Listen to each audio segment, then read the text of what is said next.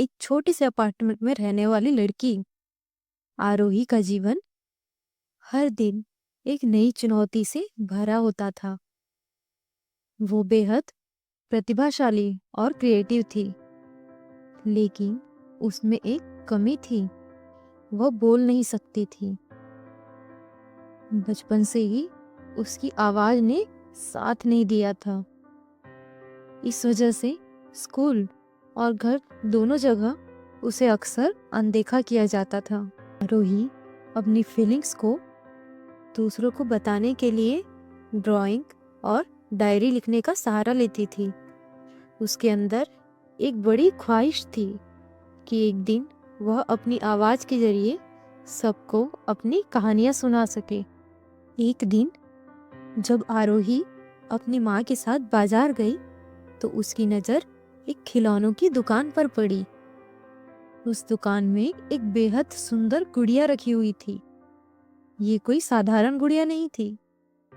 गुड़िया के बॉक्स पर लिखा था, बोलने वाली गुड़िया, जो आपकी भावनाओं को आपकी आवाज में बोल सकती है। आरोही उस गुड़िया को देखकर शॉक्ड हो गई। उसके दिल में एक उम्मीद की किरण जागी। लेकिन जब उसने उस गुड़िया की प्राइस पूछी तो वह उदास हो गई। गुड़िया काफी महंगी थी।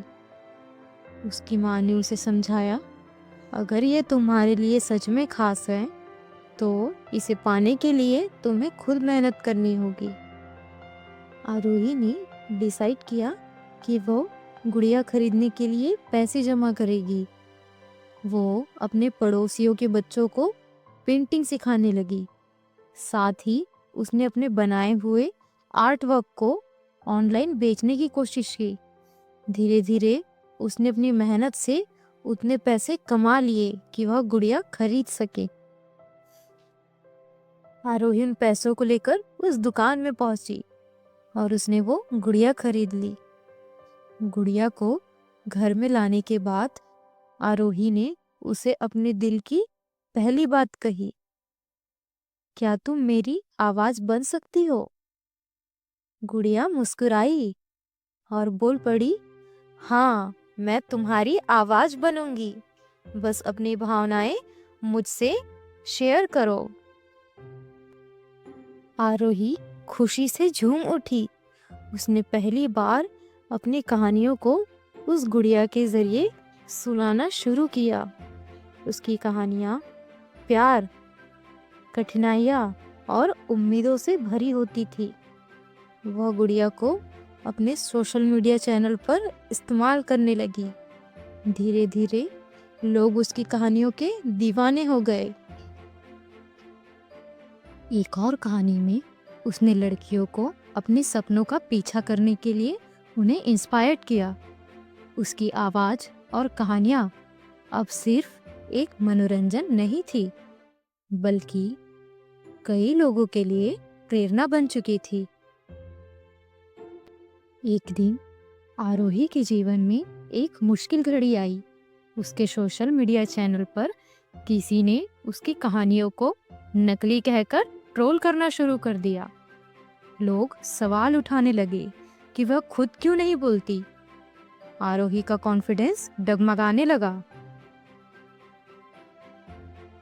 लेकिन तभी उसकी गुड़िया ने उससे कहा, आवाज सिर्फ शब्दों की नहीं होती, तुम्हारी कला और भावनाएं ही तुम्हारी असली आवाज है।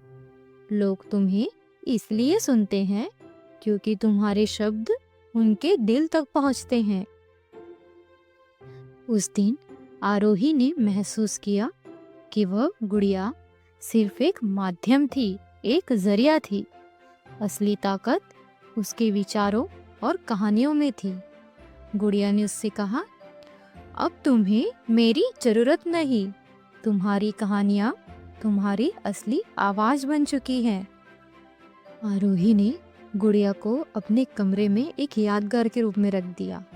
उसने अपनी कहानियों को और बड़े मंचों पर पहुंचाना शुरू कर दिया।